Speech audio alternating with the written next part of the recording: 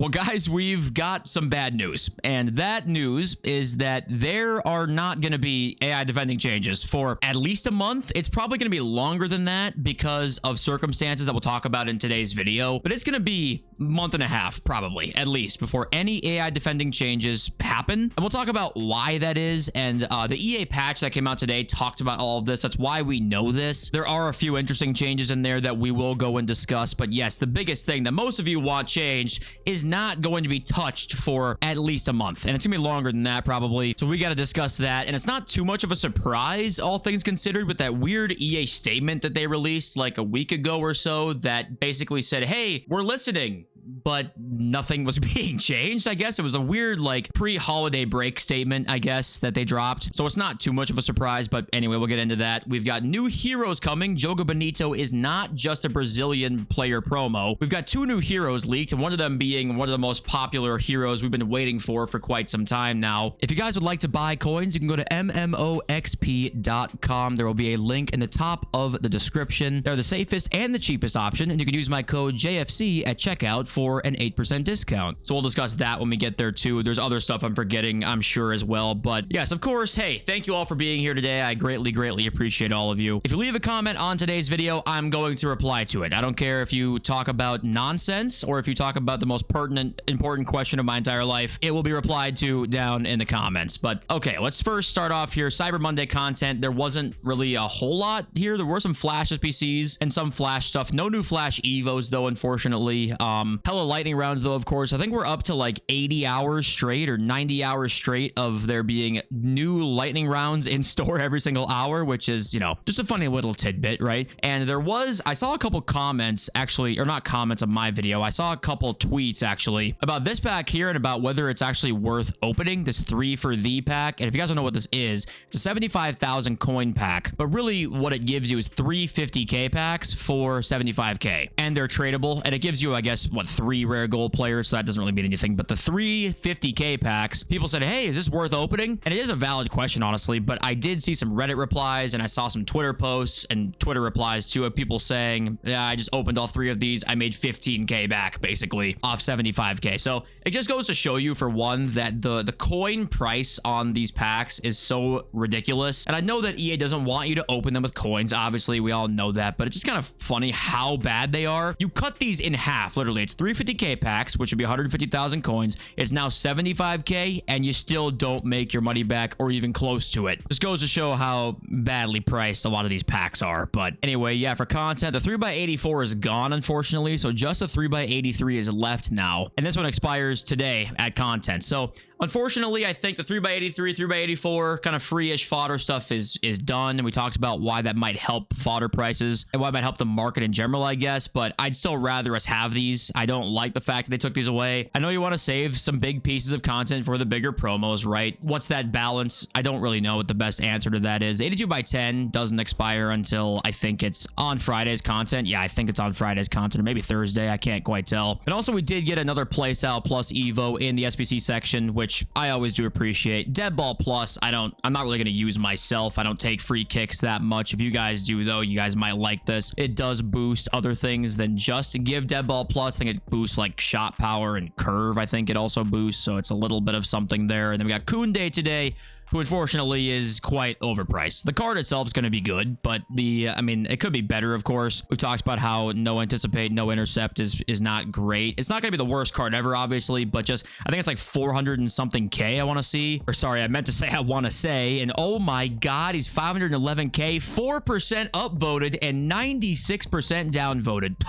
I don't know if I've ever seen one quite that bad. That is ridiculous levels of downvoting there. That's pretty impressive, but I can't blame him, right? I can't really blame them. 511K for this, and then go to the icon section here, and you've got the Carlos Alberto and Cafu at 597. Like, we all know the better deal there, of course, which is why I think that adds to this Kunde being downvoted as much as he is. But yeah, other than that, for content, that's kind of that. We are going to get on to this new update. The holiday update is almost here, and this one was immediately pretty ratioed. Honestly, it's worse ratio than you're usually going to see on these tweets. And the reason being is because of the changes that are not here that we thought probably would be, or at least most people thought that we would see AI defending changes here, because most people probably didn't end up seeing their last statement where they basically said like, yeah, we'll see. That was the statement. So I'm not surprised to see this. We're not probably surprised to see this, but many people on Twitter were surprised to see this. And let's click now on the update here and read a little bit about it. So we'll go through the pertinent, like, ultimate team changes here. Goalkeeper updates is the first one. So what have they done? They have greatly reduced movement speed and amount of ground covered when using the manual goalkeeper movement in open play, which I am okay with. I'm totally fine with nerfing goalkeeper movement. I know people say, oh, it's a skill gap. You just want to close your eyes and shoot. You pussy, you suck. I'm just like, bro, if I don't care if the mechanic adds a skill gap, quote unquote, if the mechanic blows massively, then I don't want it in the game, right? It's kind of, that's my opinion on it. You can have a mechanic in the game that is not very fun, that does add a skill gap, technically, that we all can collectively agree we shouldn't have in the game. And I know that there is some debate about this, but I'm okay with this change right here. I am okay with. And the before and after, as you can see, there is just less of a movement speed, right? And I think it's also more forgiving to like better shots as well. And they're also removing the goalkeeper rush to center mechanic from open play, because we've seen that it can be used as another method of goalkeeper movement that further reduces goalkeeper authenticity. So that's another interesting thing too, if you did use that mechanic there. First time shots as well is apparently being addressed. If you guys don't know, the new meta has kind of been first time shots. Goalkeepers seem to let them in pretty easily. That's being fixed in this update here. And in terms of like ultimate team changes, that's really it. And actually, I do take that back. There's one more change here that is pretty cool if you are like somebody who does play Rush a lot. They're introducing the new rematch function in Ultimate Team Rush. It allows you to vote to opt in and keep playing Rush matches with your current group, which is, I think, a really nice change there. It's been in clubs for a while, I believe. Now it's in Ultimate Team, and that's nice. If you have good teammates in Rush, you can vote to keep playing with them, so that is cool. I want to give EA their credit for that, because we're going to talk about the negatives now, which is what is not here, and they do address it in this update. They're addressing the elephant in the room down here, and that is the AI defending status update. They say, we've seen your feedback around AI defending, especially some concerns that it can feel too strong in certain situations, and we're continuing to look into it closely. Our teams are actively testing further AI defending adjustments internally. We'll keep listening to your feedback and plan to share an update on what we find or make a change if needed in early January. Okay, do you guys know what day it is right now? First day of December. It just turned December as I'm recording this video. And there's two things with this. The first one is like, okay, why would they wait till January to make a change? Well, if you guys don't know how the gaming industry works, basically the whole month of December is like their time off. They don't have much time off. Many of the employees, like game devs, are worked like hell, right? They work a lot in a lot of different areas, and not just EA, of course, like all gaming companies. Game devs work a shit ton. So, you know, it's a valid thing that the devs want time off, right? Like, that's obviously, of course, that's valid. The problem with this in many games, it's not just FIFA. The problem is that, yeah, if something bad is happening during this time, there's nothing that anybody can really do about it, because they're not around. Like the devs are not around really. And there's some, of course, that are around, but the resources are way less than the manpower is way less during this month of December. And some companies do take like January off and not December to try and help around the Christmas period. So that does happen too. I'm assuming though, seeing this, that's probably the December month that they're not really around too much. And if a lot of the guys end up, say, leaving in a week, they get back in early January, it's going to take another 2 weeks to get the update out. It's going to be mid-January, probably minimum, before we see an update to AI defending. So that's number one of why is it taking so long? There's your answer. Number two is, why have we not really seen any changes yet for this? I mean, it's been a pretty big complaint for at least a month now, probably longer than that, and we've seen other things be changed quickly. Why not defending? Well, I think the truth is, honestly, is that I'm assuming right now the numbers don't look amazing, and I don't have any proof with that. Only thing we can see is the Steam charts, which are not the most reliable metric. You can see some trends with that. You can't see too much more If I had to guess, they want to keep casuals around as much as they can because they're scared shitless that if they make the AI defending too bad, that the casuals are not going to stay. And maybe that even is the right thing. I don't know, but what is for sure is that people don't like the gameplay right now. They don't like the AI defending, and it's staying. And of course, every game needs the whole ecosystem of the casuals, the hardcore players, the in-betweeners, right? You know, everybody needs everybody to have a game that's fun and active and working as intended. But I mean, I am worried that a lot of the players who are the hardcore players do end up leaving because the AI defending is too good. I think EA have the wrong idea sometimes that we need to handhold the casuals. If they concede too much, that's a bad thing. But if they're bad at attacking, it's hard for them to score as well. And for me, at least in my head, I'm thinking casuals that can't score would probably stick around way less than casuals who score a lot but then concede a lot too. That's just what I would be thinking. If I had to guess, they have data around goal situations and matches where if casuals concede too much, they're gone. And if they actually have more games that are 1-0, 2-1 in that range, they stay around longer. They must have data for that because for the last 5 years, this has been where we're going. This is not some trend that's just begun in the last year even. This has been a 5-year trend in the making where every single year AI defending gets better. And the reason for that is because I think they're just terrified of the lowest of the low bracket players conceding too many goals. And the rest of this update, by the way, there's some new things in here. You've got more Starhead updates. You got a menu refresh of like falling snow is back, guys. The snow.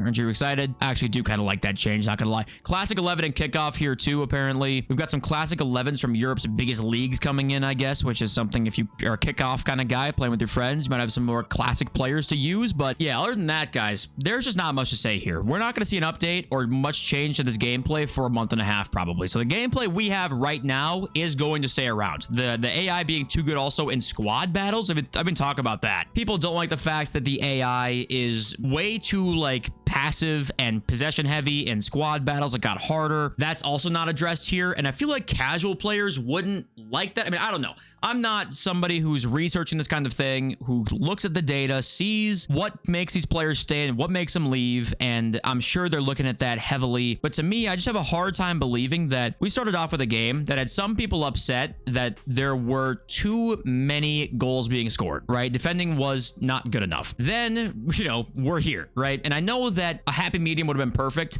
EA can't give us that happy medium. It's okay, I think, to me, to have a year where attacking is better than defending. We have not had that since 17, maybe? Was 17 better attacking wise and defending wise? Maybe it was pretty even. I'd say 15 maybe was the last one that's like guaranteed attack is better than defense. It's been a 12 fucking years since then. 12 years. FIFA 15 came out in 2014. Been 12 years in a month since we had a game like that, and we had it and people freaked out about it. Keep in mind, I know there are so many different people in so many different areas, like on Reddit, for example. There's so many different opinions and voices and all this stuff. But all you saw on Reddit, especially for many of the weeks when the gameplay was the way it was at the start of this game, was that defending is in need of a buff. It needs to be better. We can't have these crazy goals. People are ice skating, fidget spinning, remember that whole thing? Dribbling's too responsive now, I guess. Now, all you see is defensive AI is not touched. Wow, game is gone. And that's not just one comment here. Yeah, waiting until January, they fucked up in their heads.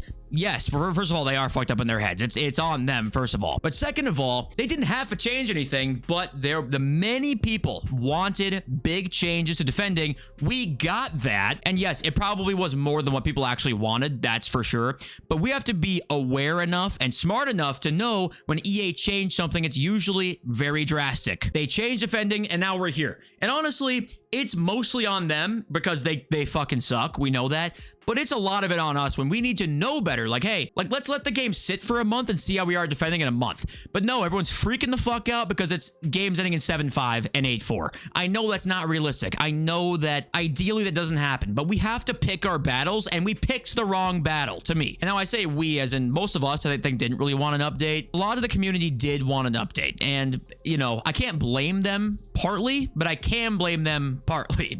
I don't know if that made any sense. And I know I'm just ranting right now, but it is hard to believe that we actually had a game at the start of this year that was different than the last few. Like, it actually was different. And this game still, to me, is better than last year. I'm on PC, so that makes a big difference, of course. But better than last year doesn't mean good. Like, it's not a good game in terms of the base gameplay, but it was so much just better. And even if you didn't like it, you could admit it was just different than the last few years. And maybe that's okay. Let's just see what happens and let it be different. But it's too late now. Like, it actually is too late now, unless something drastic changes. And it's going to be after Team of the Year, or at least probably during the Team of the Year time. We would see some changes to it, like middle of January, right? That'd be the Team of the Year time, basically. But yeah, I don't know. I don't know what you guys think. Am I out of my mind, or do you guys agree with me? But yeah, there are other things too that we didn't discuss that are actually more prevalent or bigger gameplay issues than we're talking about, really, or people are talking about. I don't know. Let me know in the comments. But okay, well, let's move on here. Joga Bonito promo. We know this coming out on Friday. Quaresma is coming up in the promo stats predictions here. If you guys want to see Quaresma's actual card that was leaked prior to this year, that Sheriff said were the official stats at the time when he tweeted that out, it was this right here. So Donk posted this on August 29th. I think DeRossi stats were the same that Sheriff and Donk tweeted out prior to the game coming out. I'm assuming his base hero card will have this, which is 86 pace, 80 shot, 84 passing, 89 dribbling, and of course the game changer play style there. And this one will be slightly boosted, as we know. So pretty awesome to see Quaresma being back in here. But this is not all of the new heroes, actually. We got one more, and that's Pablo Aimar added to come as well here in the Joga Bonito promo. And his hero card was not tweeted out by Sheriff or by Donk, like the official stats on him. I tried to look up and find if anybody had them, and I saw them in a couple of different places that were the same stats and made by different people as well, so I didn't know if there was some validity to that. Right here, flashbang warning. I'm going to warn you, you got 3 seconds. IMR's official stats look like this right here, and Tiki Taka plus 84 pace, 75 shot, 87 passing, and 88 dribbling on just his base hero, of course, and then you'd assume that his promo card will be much better than that. And these stats do actually kind of look like what these do, right? Actually, they're like pretty much identical, so I'm assuming that those stats are correct there, and they maybe give him tech plus. But yeah, at least 2 more new heroes coming in here. Still waiting on a couple of interesting ones, and then also Pizarro we're waiting on still. A lot of the top tier leakers this year said that this year would be the most heroes and icons added to the game in the middle of the year. And icons we haven't really seen yet, but heroes we've been seeing. And EA actually tweeted out here saying that 3 new heroes make their presence known in Joga Bonito. So, you know, we know Quaresma, we know Aimar, and that's these 2 here, but we got one more women's player, it looks like, if we open a new tab and we zoom in. Yeah, nice zoom in there. I don't know how we can tell who this is at all, but yeah, this is the other new hero in there. But actually, now that I think about it, it's probably Nasib, because I think Nasib actually had 5-star skills and like Trickster Plus. Yeah, here's her card right here. Luisa Nasib, I want to say. 5-star skills, Trickster Plus. These, I believe, are her official stats as well. So that's probably actually who this is going to be. If I had to guess, it'll probably be Nasib in there. And actually looks pretty good. So that's a cool 3 new heroes on the way for this promo. And that's pretty much that for the leaks for Joga Bonito. I did want to show you guys this. That was kind of funny.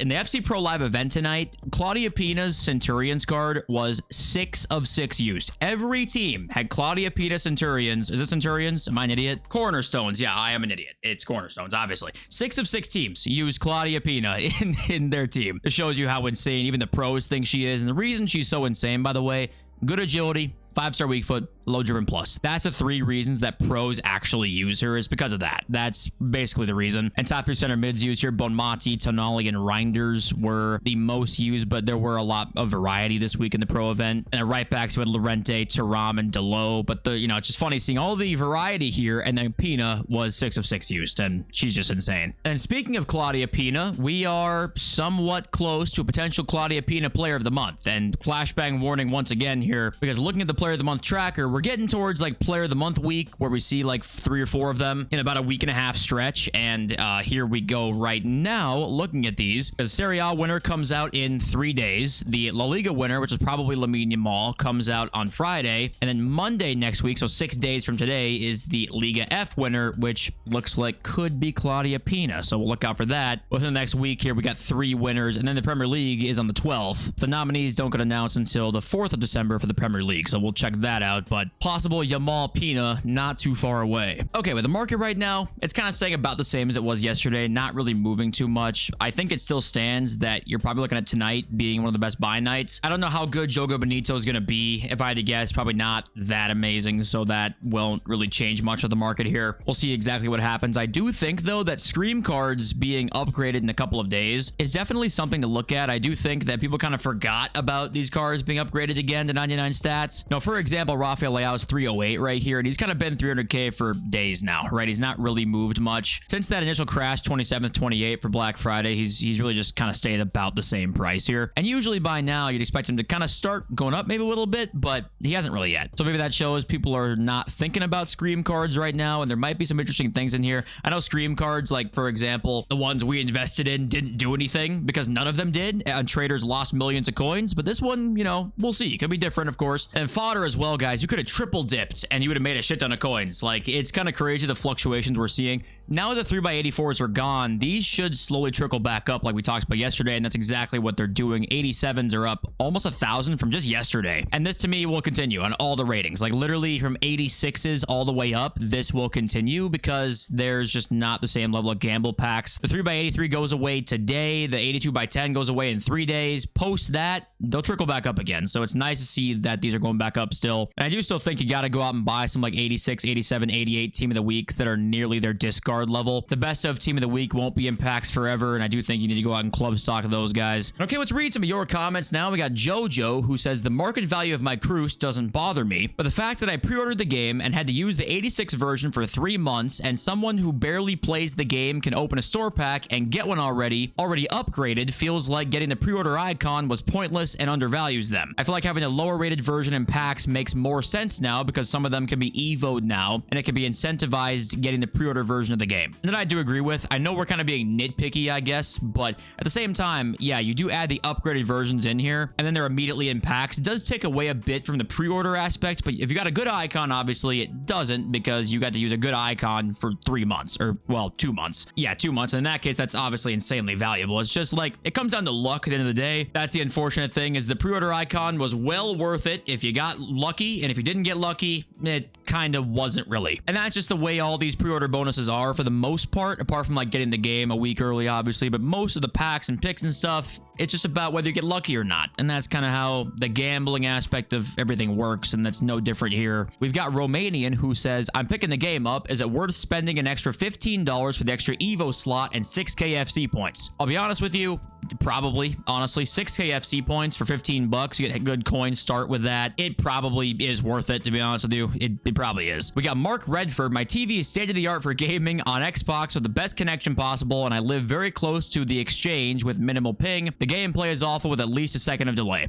Yeah, even if you mitigate every other circumstance here, you still have it. Unfortunately, that is the way it is. For some of you, you might switch to like a new monitor, or well, I guess if you're on console, it doesn't really matter, but well, it could matter for response time. Actually, that's not right. There could be a better response time on your monitor. Some of you might switch to, yeah, new monitors, might switch a controller to the Edge where it's more responsive, quote unquote. Like there might be like little things here and there you can change, but in the grand scheme of things, the delay is going to be there still. Just to what extent is the question. And next up here, the Royal Noob talks about how there's a pretty consistent like back and forth pattern between a pretty good promo and a bad promo. He thinks that's kind of on purpose. There's something behind that. The whales will spend every week anyway, so who cares about that? The rest of them, it gives time for them to save some money. He says, I'm willing to bet my house on there not being anything crazy until winter wildcards after this week. And yeah, you know, I know that they've got some probably very well-paid employees who are paid to look into this kind of thing, and they can see spending patterns and what makes people spend and what makes people not spend or get off the game or play the game and spend. You know, they have so many different numbers they can look at and see and analyze, and then talk to the people and how do we make the content cater towards those ideas. And I think that's probably what this is like, if you have good things all the time, then you never have good things. And if you have bad content all the time, then people don't play, but you have to have the balance. And is it an every week thing or a bi-weekly thing? Maybe that's the best way to do it. But you got to remember that a lot of this comes down to psychologists, and they literally are studying spending patterns, especially with this game in general. They have people hired to make the game in a way to increase spending patterns and like manipulate your brain chemistry. And I know I say this a lot in the channel, but a lot of the of things you see are for reasons. Like there's genuinely a reason behind a lot of the content they do. And a lot of that I do think is based upon some science as to what the best way to get people to spend money is. I know it's not some like groundbreaking idea, obviously, but I just think that when it comes to the gameplay, guys, I think there's much more incompetence there than there is anything else. I think that a lot of that comes from like, we just can't make a good game. The menu content, guys, I think is a lot more calculated. There's some calculated things in gameplay too, I think, but I think for the most part, a lot of the calculated things come in with the menu aspect, the pack aspect, the whole gambling addiction aspect, right? I think that plays a big part into a lot and more than we probably think of the decisions that they make. Maybe even 80-90% of them. But guys, that's I think it for me. I love you. Thank you all for being here and watching every day. Appreciate you all so much, and I love you. Peace.